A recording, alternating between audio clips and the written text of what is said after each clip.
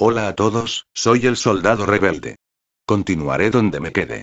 Pero antes, revisemos lo que llevamos hasta ahora. La comprensión de la teoría general de la relatividad general, hecha por Albert Einstein, donde se demuestra que el universo no puede estar estático, sino que el universo es dinámico. Ahora bien, al final del otro vídeo mencioné la expansión del universo descubierto por Hubble, aunque Friedman lo había predicho teóricamente, no fue sino hasta las observaciones de Hubble que se tomó en cuenta. Edward Hubble se basó en el trabajo de Arlo Shapley para saber la distancia entre la galaxia de Andrómeda y la nuestra. Y si les interesa saber lo que hizo Shapley, fue determinar la distancia entre las estrellas. El mismo Shapley encontró que la materia se distribuye de manera asimétrica, hallándose el mayor número de estrellas en la dirección de las constelaciones de Sagitario y Escorpión. Shapley llegó a esta conclusión valiéndose de un singular procedimiento. Se observó la distribución en el espacio de dos cúmulos globulares de estrellas cuyos miembros están lo suficientemente cerca entre ellos para estar físicamente asociadas. Para obtener las distancias que nos separan de estos cúmulos, Shapley se fijó en un tipo especial de estrellas, las variables RR de la constelación de Lira.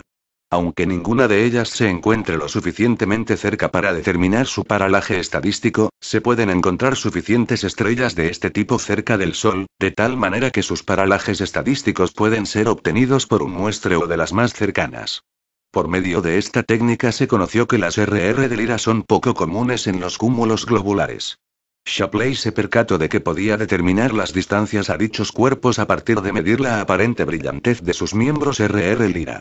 La labor de Shapley, junto con las observaciones de Henrietta Swan Leavitt, quien estableció la proporción correcta entre las luminosidades absoluta y aparente en las variables cefeidas, conocidas así por haber sido descubiertas en la constelación de Cefeo. Gracias a lo anterior, Hubble pudo calcular la distancia que nos separa de la galaxia de Andrómeda, por medio del reconocimiento de las variables cefeidas en tal galaxia. Años después del descubrimiento de la distancia de Andrómeda, Hubble comunicó en 1929 un sorprendente resultado.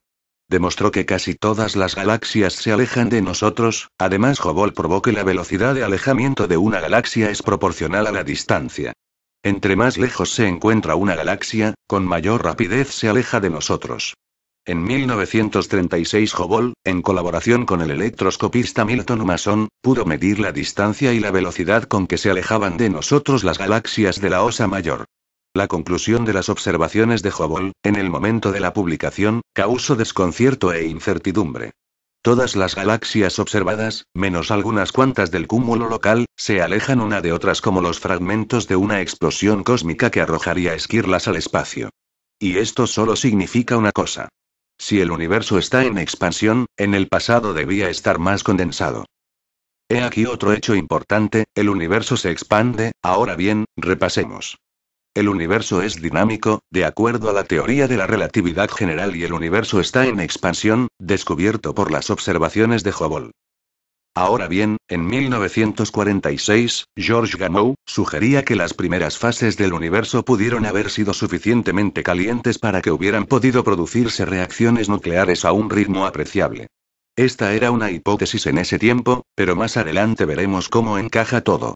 De esta hipótesis, permite explicar la formación de helio cuya abundancia en el universo es igual a 10% de la del hidrógeno y de la que solo una fracción del orden de la milésima puede atribuirse a las reacciones nucleares que han tenido lugar en las estrellas. Estas primeras fases habrían durado mucho tiempo para permitir el establecimiento de un equilibrio térmico entre la materia y la radiación. En estas condiciones la materia irradia como un cuerpo negro, según la ley de Planck, es decir que la distribución de la intensidad en función de la longitud de onda depende solamente de la temperatura. La ley de Stefan nos dice, por otro lado, que la densidad de radiación correspondiente es proporcional a la cuarta potencia de la temperatura absoluta. La expansión del universo, propuesta por Hubble, viene acompañada por un enfriamiento a lo largo del cual la temperatura de la radiación térmica permanece inversamente proporcional a un factor de escala que es la función de la raíz cuadrada del tiempo. Las condiciones de temperatura que permiten explicar la formación del helio en las primeras fases de la evolución del universo, conducían a prever un campo de radiación térmica residual de 10 Kelvin. Pero era imposible, en 1946, concebir que, en un cierto rango de longitud de onda convenientemente escogido, este campo fuera no solamente medible sino incluso mucho más intenso que cualquier otra fuente de radiación extraterrestre en el universo. He aquí otro punto importante, la abundancia del helio primordial. Es decir, helio que no se formó en las estrellas, que tuvo su origen más atrás. Entonces, en 1965, los radioastrónomos estadounidenses, Penzias y Wilson descubrieron una débil señal de radio que provenía uniformemente de todas las regiones del firmamento, sin variar ni con la dirección, ni con el tiempo. Estas dos personas, Arno A. Penzias y Robert W. Wilson, utilizaron la antena de radio en Crawfordville, propiedad de la compañía de teléfonos Bell, en New Jersey. Al principio pensaban que era un defecto de su antena de radio y trataron de eliminarla por todos los medios.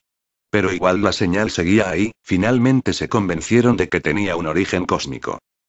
Descubrieron casi por casualidad que el fondo del cielo emite una radiación correspondiente a una temperatura de 3 Kelvin, a una longitud de onda de radio de 7 centímetros, con una intensidad 100 veces mayor de la que se podía esperarse de todas las radiofuentes conocidas. Es decir, eran fotones fósiles que quedaron de una época de la recombinación. Más aún, determinaron que la temperatura actual del universo, derivada de la energía de esos fotones, es de 3 grados sobre el cero absoluto. Este descubrimiento, la radiación de fondo, que por cierto, la había mencionado en otro vídeo mío, es de las pruebas más importantes a favor de la teoría del Big Bang. Como pueden ver, hay muchas evidencias que respaldan la teoría del Big Bang, además de los cálculos teóricos. Al final, todo encaja. Fue en el Big Bang donde se formó la mayor parte del helio, es decir, el helio primordial. Los cálculos teóricos de la teoría general de la relatividad dicen que el universo es dinámico y está en expansión, tal como lo había descubierto Hubble con sus observaciones. Y la radiación de microondas es un eco residuo de esa explosión. De ahí empezaron las eras del universo. La era hadrónica, donde tuvo lugar la aparición de los primeros núcleos. La era de la radiación, donde tuvo lugar la aparición de los primeros átomos. La evolución de los núcleos atómicos, es decir, nucleosíntesis estelar. De los núcleos a los átomos y moléculas, es decir, la materia interestelar. De la materia interestelar a los planetas, donde tuvo lugar la formación de la Tierra, la evolución de átomos y moléculas inorgánicas. Después de la atmósfera primitiva a los polímeros prebióticos, de donde se formaron las principales moléculas de la vida. Aunque existen varios postulados de cómo inició la vida en la Tierra, los experimentos de Friedrich Schüller, en los años 30, donde sintetizó el ácido oxálico y la urea a partir de compuestos inorgánicos.